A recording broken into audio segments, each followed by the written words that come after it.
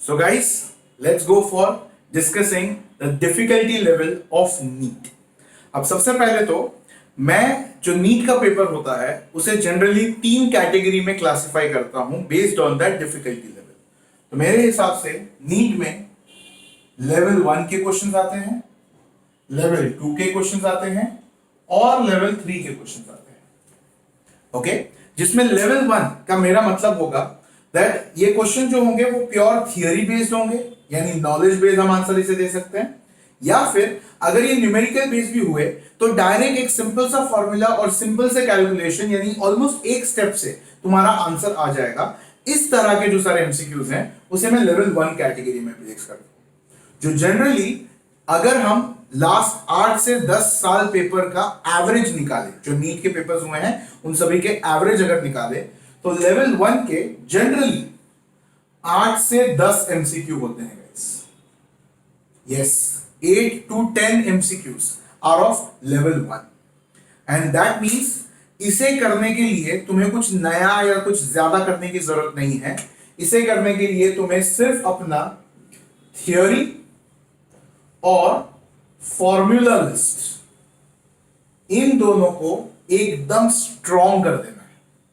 तो अगर आप बोर्ड के लिए प्रिपरेशन कर रहे हो तो ऑलरेडी आप थियोरी के लिए प्रिपरेशन कर रहे हो तो उसे एकदम अच्छे से वेल वर्स्ड कर दो और साथ ही साथ फॉर्मूला लिस्ट बना दो हर चैप्टर की, जिसे तुम बार बार रिवाइज करो। इनफैक्ट मेरा सजेशन तो यहां पे ये होगा कि तुम्हारे पास एक फॉर्मूला लिस्ट की बुक बनी होनी चाहिए जो तुमने खुद लिखी हो। गाइस, काफी लोग ये मानते हैं कि फॉर्मूला लिस्ट किसी और से ले लो और फिर उसे पढ़ लो तो आसानी से याद हो जाएगा, अपना टाइम बच जाएगा। But guys, there is no shortcut to success. जब आप एमसीक्यू बुकलेट या फॉर्मूला लिस्ट का बुकलेट जब खुद सॉल्व करते हो, खुद बनाते हो, तो उसे याद रखना भी आसान हो जाता है और उसे रिवाइज करने में टाइम भी कम लगता है। तो गाइस, प्लीज टाइम खर्च करने में, मेहनत करने में कंजूसी मत करो। प्लीज अपना खुद का एक फॉर्मूला लिस्ट बनाओ, सारे चैप्टर्स के लिए बनाओ, भले एक एक चैप्टर के हिसाब से बनाते जाओ लेकिन खुद बनाओ। That will help you to understand the chapter in detail. So it's a request guys कि प्लीज इसे फॉलो करो।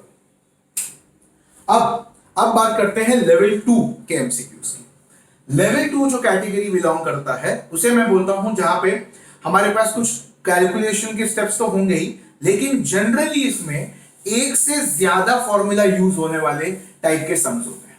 यस, यानी हमें कोई एक क्वेश्चन पूछा होगा जिसमें पहले कोई एक चीज फाइंड करनी पड़ेगी, फिर उस चीज को एज एन क्वेश्चन में यूज कर दूसरी चीज फाइंड करनी होगी और हमें पूछा दूसरी चीज होगी। यानी स्टेप 1 होगा टू फाइंड समथिंग x, फिर उस x को यूज करके स्टेप 2 होगा to find something y।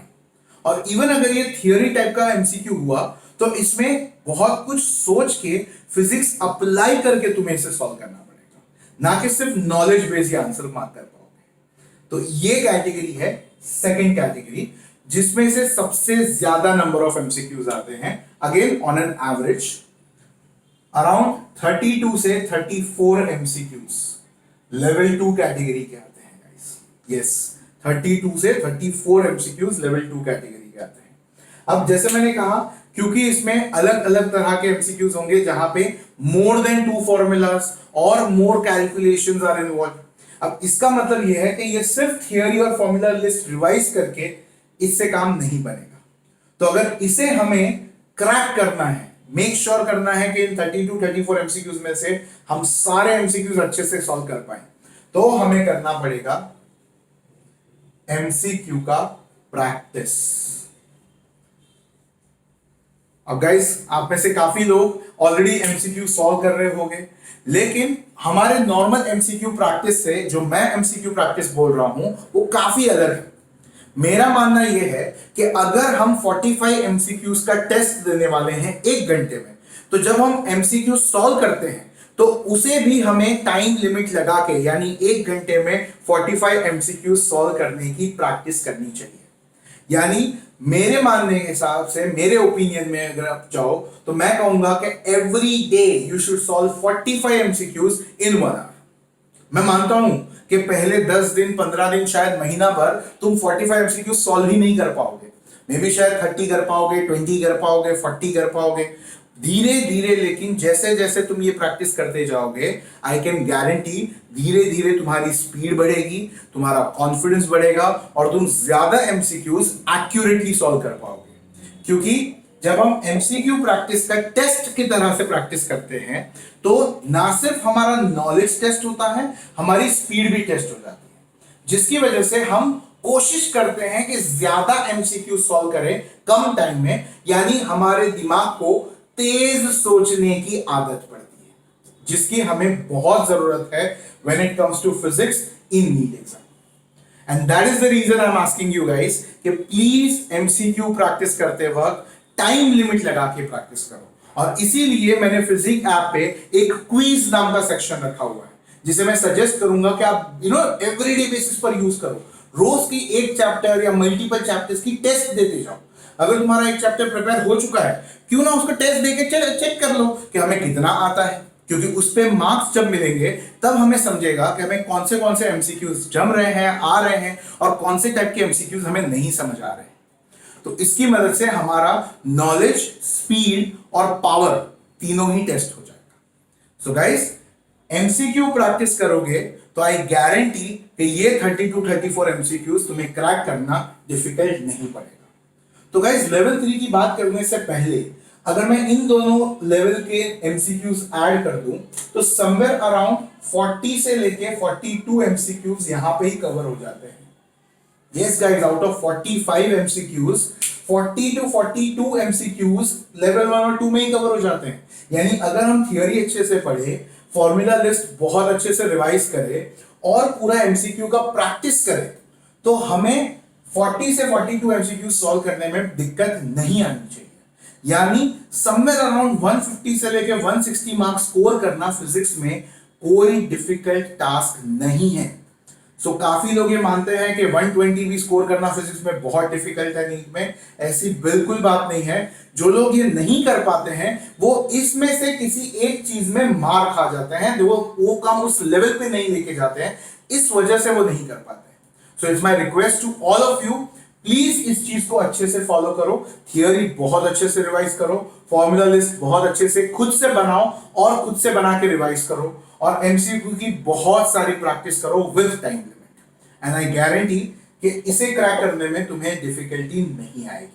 Obviously time लगेगा बट होगा। ओके, अब बचता है लेवल 3।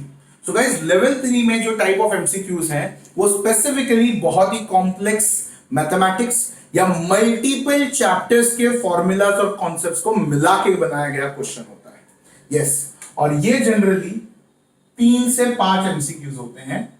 मैंने तो ज्यादातर 3 ही देखे हैं, बट कभी कभार अगर नीट में किसी एक सब्जेक्ट को डिफिकल्ट करते वक्त फिजिक्स को डिफिकल्ट करना है तो इसके नंबर बढ़ा देते हैं। इसलिए मैंने यहां पे 40 से 42 बोला है। तो यहां पे 3 से 5 एमसीक्यू हम बोल सकते हैं लेवल 3 के होते हैं। अब इसके लिए हम क्या कर सकते हैं गाइस? प्रैक्टिकली अगर मैं बात करूं, एक सेंसिबल तरीके से बात करूं, तो हम पहले इसे टारगेट करना चाहिए। अगर हम ये अचीव कर चुके हैं, हम कंसिस्टेंटली जब टेस्ट दे रहे हैं फिजिक ऐप पे या अपनी क्लासेस में या कहीं पे भी जहां पे भी हम टेस्ट दे रहे हैं, अगर उसमें कंसिस्टेंटली 150 160 स्कोर कर रहे हैं, तो अब हमारा टारगेट 180 का है, तब हम इस पे फोकस करेंगे, उसके पहले नहीं। एंड दैट मीन्स इसके लिए हमें अपना मैथमेटिक्स बहुत अच्छा करना पड़ेगा, क्योंकि इसमें भर भर के डेरिवेटिव्स, इंटीग्रेशन, ज्योमेट्री, ट्रिग्नोमेट्री, ये सारे टाइप के एमसीक्यूज बहुत यूज होंगे, मतलब ये कॉन्सेप्ट्स बहुत यूज होंगे। साथ ही साथ हमें जेडब्ल्यू के लेवल के एमसीक्यूज भी प्रैक्टिस करने चाहिए। अगर जेडब्ल्यू मेंस के एमसीक्यूज तुम प्रैक्टिस करते हो तो तुम कह सकते हो कि तुम ये लेवल 3 की प्रिपरेशन कर रहे हो। यानी वो 3 से 5 एक्स्ट्रा एमसीक्यू, यानी हम 160 तक ऑलरेडी पहुंच चुके हैं। सर मैं 180 लाना चाहता हूं, मैं 180 स्कोर करना चाहता हूं in physics, I want to be the topper of India. Yes, तब तुम्हें ये जेडब्ल्यू मेंस के एमसीक्यूज और अपना मैथमेटिक्स बहुत अच्छा सुधारना चाहिए। कॉन्सेप्ट्स तो ऑब्वियसली तुम्हारे हो ही जाएंगे जब तुम ये दोनों करोगे, बट उस कॉन्सेप्ट को बार बार अप्लाई करना, एक अलग लेवल पे लेके जाने के लिए तुम्हें ये करना पड़ेगा। तो तब तुम्हें ये 3 से 5 एमसीक्यू क्रैक करने में मदद हो पाएगी। एंड गाइस, अगर तुम फिजिक ऐप की तरफ देखोगे तो उसमें 10,000 से भी ज्यादा एमसीक्यूज मैंने फीड किए हैं, और उसमें ये ध्यान रखा है कि कोई भी एमसीक्यू रिपीट नहीं हो रहा है। यस, और धीरे धीरे करके मैं सारे एमसीक्यूज के सोल्यूशन उसमें अपलोड करते जा रहा हूं। तो गाइस, अगर तुम कहीं कुछ सॉल्व कर रहे हो और तुम्हें लगता है कि सर ये पर्टिकुलर क्वेश्चन का शायद तो आंसर गलत है या तो सर इसका सोल्यूशन नहीं है, मुझे चाहिए, तो प्लीज मुझे कांटेक्ट करो। हमारा टेलीग्राम ग्रुप है, इंस्टाग्राम चैनल है, यूट्यूब का चैनल है, तुम व्हाट्सएप कर सकते हो, बहुत सारे ऑप्शंस है तुम्हारे पास। प्लीज हमें अप्रोच करो, हमें बताओ कि सर हमें ये पर्टिकुलर क्वेश्चन का सोल्यूशन चाहिए। मैं तुम्हें गारंटी देता हूं कि जिस वक्त तुम रिक्वेस्ट डालोगे, मैं कोशिश करके 1 हफ्ते के अंदर अंदर ही उस चीज का सोल्यूशन अपलोड करूंगा। हो सकेगा तो वीडियो सोल्यूशन, नहीं हो सका तो रिटर्न सोल्यूशन, नहीं हो सका तो इमेज सोल्यूशन, जिस फॉर्म में मैं कर पाया I will help you. But please make sure कि तुम ये चीज मैनेज कर रहे हो, बिकॉज विदाउट दिस नीट को क्लियर करना बहुत डिफिकल्ट है। अब गाइस, इसमें मैं सिर्फ एक पॉइंट ऐड करूंगा यहां पे। नीट का जो 2020 का पेपर था, प्लीज उसे रेफरेंस मान के मत चलिए, बिकॉज नीट का 2020 का जो पेपर था वो बहुत आसान था। मैं इनफैक्ट आसान नहीं, मैं वर्ड यूज करूंगा, पुअर था, पुअर क्वालिटी का था।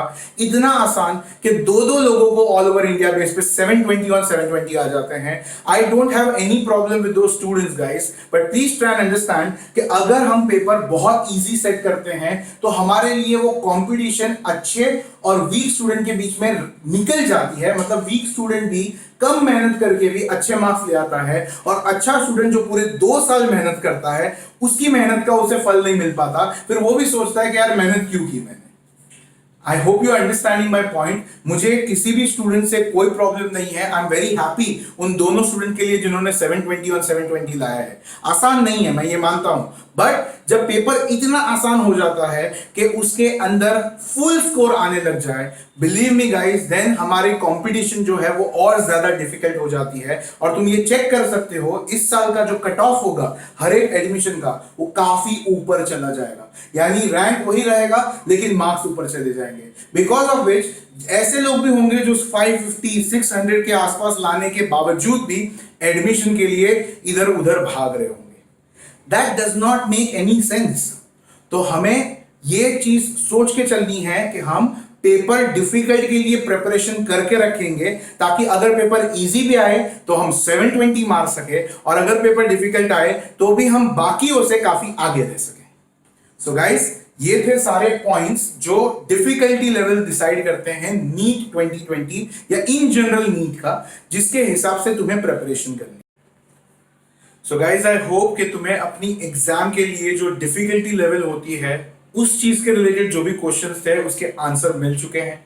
लेकिन अब मैं तुम्हें रिक्वेस्ट करूंगा कि यहां पे जो तुम लिंक देख पा रहे हो, क्लिक दैट लिंक। उस लिंक में तुम देखोगे कि नीट और जेईई प्रिपरेशन करने के लिए क्या बेसिक इंफॉर्मेशन या क्या बेसिक चीजें हमें फॉलो करनी चाहिए, बेसिकली टिप्स टू सॉल्व और to prepare for NEET and JEE. So go for it.